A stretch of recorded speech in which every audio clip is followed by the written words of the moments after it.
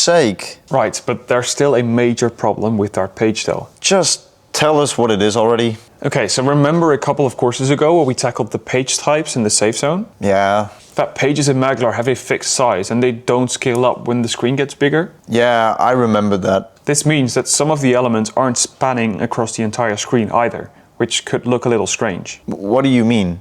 Wait, I'll show it to you.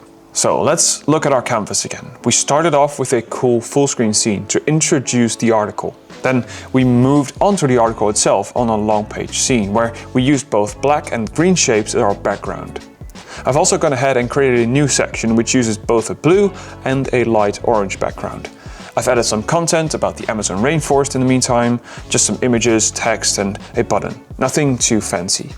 Oh, and some videos too. About the Amazon? No. What's it about then? Of course it's about the Amazon.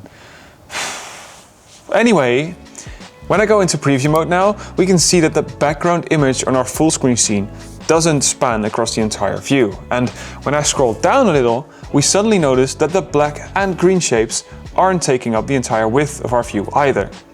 The back to top button also comes in a little too far onto the page for my liking, especially on larger screens, but on small screens, it's being cut off since it's placed partially outside of my safe zone. It's also present on my first full screen scene, which feels a bit strange. Let's fix that, because in this course, we're going to explore different ways in which we can position and scale our elements to further optimize them for different types of screens. We'll touch on auto sizing to make our elements scale better. And we'll also cover different positioning options like free positioning and screen border. Then we'll cover sticky positioning that, similar to sticky scenes, which we saw in the previous course, allow us to keep particular elements in view while scrolling. So let's start with a full screen image and our backgrounds, because I want these to always span across the entire screen, regardless of the screen that's viewing our page. So on the full screen canvas and with our image selected, I can see 4 small icons on the right side of the element settings panel. And by default, the first one is always selected. And this is the manual adjustment option, which allows me to specifically set the width and height of my element in pixel values. This works fine for most elements, but for some, like our image and the background shapes, they don't display correctly on different screen sizes. And that's because every screen has a different width, height and resolution. You mean like full HD, 4K, that type of stuff? Yep, because the pixel values of those screens are different, but I still need to make sure that my image always fills the entire screen. Any screen. That's where the other options come in. Because I can click the second option, and as I do that, notice that the pixel width settings become grayed out. And that's because I set the value to 100%, meaning that it's now always taking up 100% of the width of our screens. Notice that the height still has a pixel value, so I can still manually change that. There are 2 more options though. The third option sets the height to 100%, but keeps the width in pixels. And lastly, the fourth option, which we need for our image, spans the elements across the entire screen. So 100% width and 100% height. Let's select this option and head into preview mode again. Perfect. So now for the background shapes. We want these to take up 100% of the screen width. So for those of you who have paid attention, you should know which option to select. Ben? Right, we need the second option. Very good, Ben, thank you. Now, I'll do the same with that new section I created. So the main video gets full width, the blue background gets full width, orange background gets full width. Okay, moving on to the positioning of our elements, because by default, every element can be positioned freely on the canvas. You may have noticed the free positioning setting in the element panel on the right hand side, and this means that every element has a fixed position on the canvas. And because the canvas has a fixed width and height, as we previously learned in the page types and safe zones course, our elements remain in their exact same position at all times. Sometimes we don't want that though.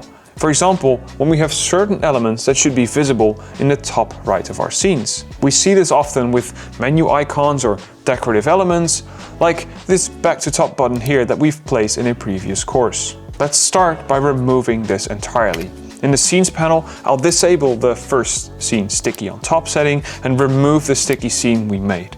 I've got a slightly smaller icon that I'm going to use as my back to top button. So I'm dragging that in from my media library. Now, by default, this element is positioned freely. So if I go into preview mode, you can see that it's way too far from the screen border on one screen, but way too close on another. I want it to always stick close to the top right corner of my viewer screen. So to achieve that, I'm going to use the screen border positioning option.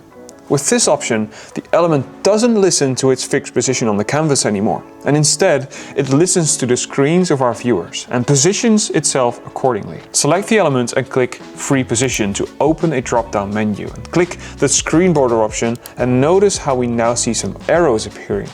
These allow us to select which parts of the screen our element should listen to. I'll set mine to top right because I want it to stick to that part of the screen. Notice how the selected element has changed from green to purple, implying that this element has a different setting. We can also see a small dotted line going towards the top right of my page, telling me which part of the screen our element's listening to. Additionally, when I close the drop-down, I can also see that my positioning settings have changed. Instead, I can now see 2 pixel settings that tell me how far the element should be positioned from the top and right side of the screen. This allows me to add some more margin on those sides, so I'll position it 40 pixels from the top and 40 pixels from the right side of the screen. As I head into preview mode again, notice how when I switch screen sizes, the element always sticks itself to the right side of my screen. Do be advised that the space between my elements and this icon is now variable, so on one screen they're close together, but on another they could be further apart. Therefore, you should use this positioning option wisely, because if these settings are used incorrectly, your elements might overlap on certain screens without you knowing, and some of your viewers might miss out on vital content. Can't they just buy a bigger screen? Oh hey, look who's finally paying attention. Back to our page. We've got our button positioned nicely in the top right corner of our screens now. It's a back to top button though, so it's a bit strange to have this position in the top right corner of my page. I also want it to stay in view when I scroll further down the page. When we open the positioning drop-down to select the screen border option, you may have noticed a sticky option we can enable. Clicking this now turns our selected element red instead of purple, telling us that we've now made the element stick on the screen borders of our viewers at all times while they're viewing this scene. So, if I go into preview mode again, you can see that as I'm scrolling through the page, the element remains in the top right of my screen at all times. Except for when I scroll back to the full screen part though, because the element isn't present there. It's only there because I placed it on my long page scene. We're not done yet though, because there's much more to the sticky options. Because it's also available for freely positioned elements, and we have some more options in those cases. Remember the 3 dancers we placed in one of the earlier courses? Let's group them together, because we're going to make them disappear into the black background when our viewers scroll down. I'm going to click the positioning drop-down menu again, and because our group is set to free position, when enabling the sticky option, we can now see some additional settings. I can tell the element to stick itself to the top, center, or bottom of my screen. If it's set to top or bottom, I can also add a margin to create a bit more space between the element and the border of our screens. I'll set it to top and give it a 150 pixel margin. The sticky 4 setting lets me determine the duration, in pixels mind you, for which the element should be sticky. So if I set this to 50, they will only remain sticky for a little bit and move down just a little. But if I set this number too high, they will follow us to the bottom of the page. I'll set the value to 165 so they only move down until they're taken up entirely by the background shape. Notice how, in addition to the red border that marks the element now, you can also see some thin grey lines coming out of it. The one at the top reflects my sticky position and margin, and the one at the bottom reflects the duration for which the element remains sticky. If I go into preview mode now, you can see that as I'm scrolling down, the dancers now move down when I reach the set margin, and they only remain sticky for a certain time.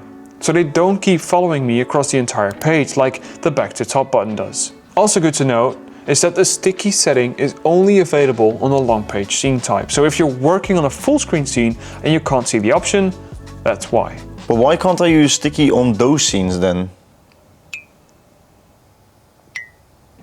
Because you can't scroll through them. And it doesn't do anything special if you can't scroll. Oh. And that's it for this one. We learned how we can use the auto-sizing options to make our elements span across screen widths and heights instead of having specific pixel-based sizes. We also learned how we can make our elements follow us when scrolling through a long page scene by enabling the sticky option. And for freely positioned elements, we also saw the option to stick the elements to the top, center or bottom of the screens, add a margin and set the duration for which the element should remain sticky.